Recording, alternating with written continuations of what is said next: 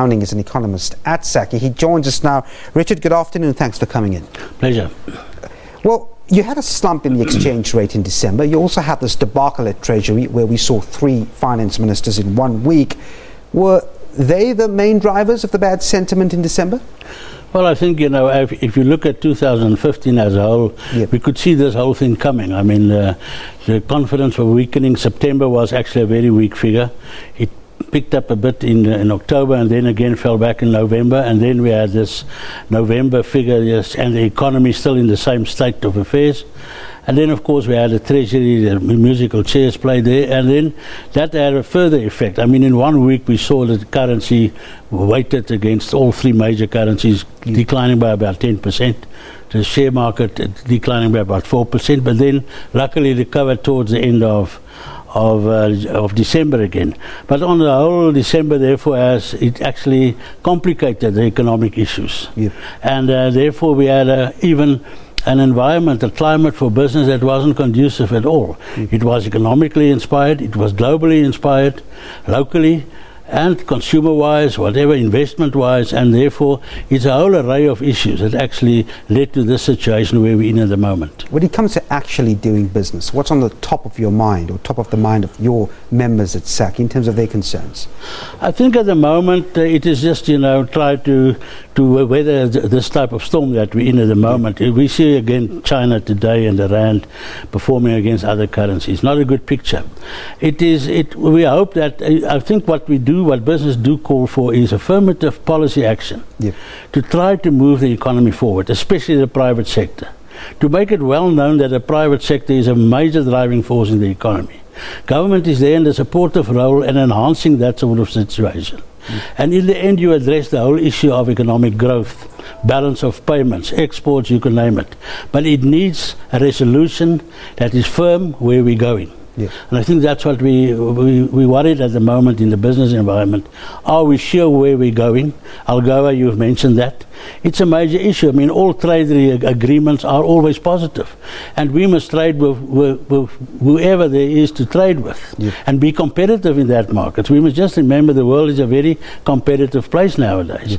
Whether it's West or whether it's the East or whether it's China or whether it's the United States, it's all very important to have those trade links continuing. And I mean, AGOA is about, if you lose that sort of agreement, there's price effects coming through on our agricultural products, our value-added products, especially in agriculture. What does that do for jobs, though? And jobs also. I mean, that is a logical consequence. I mean, we know that agriculture is one of the bigger job creators in the country. But still, I mean, there's also a lot of mechanization taking place there because of trying to remain competitive in the international markets. And therefore, this is what the economy is all about. It is it's a bigger picture that we must look at and make sure we're still competitive in there. Something that has got nothing to do with policy direction or policy certainty, the drought, Richard. What sort of an impact is it really having on business? So what are your members saying about the concerns they have over the scorching heat? Well, as you know, we don't have a lot of agricultural members per se, but a lot of people in the value chain of agriculture using agricultural products to add value, to put it onto the shelves, whether it's processed food or whatever. So it's very important, to have a good agricultural sector. Food security becomes part of that. Not only our food on the plate, it's also about providing intermediary goods to the production processes of other manufacturing concerns.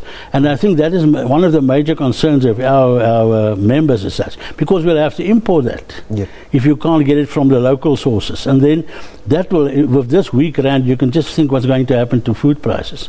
And I think that is a major concern. Inflation is a major concern because of the drought. It'll be coming through in the next 6 months for sure. And then, of course, interest rates following on that. So it's a whole sort of game that we must try and get hold of and try to turn it around to some extent. You're looking closely at the budget set for February by Minister Pravin Gordhan. What would you like to hear from him? Well, I think one would like to have fiscal prudency. That's the main thing. We saw in terms of the rating agencies, our public finance institutions is not in good shape.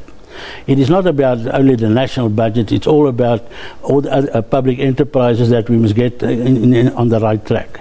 It's very important to be managed properly. because they are also in international sort of competitiveness. They, in terms of production of other sectors, they're very important, like Eskom, providing electricity to producers and to the economy, and to get that right. I think, so there's a lot of challenges that we're facing in 2016. We won't fix things suddenly, that's for sure. It'll take a while, even for the world economy to really got to get on track again. Richard Downing from SACCI, thanks very much indeed for coming in. It's a pleasure. Well, the World Bank has cut its forecast for global growth this year.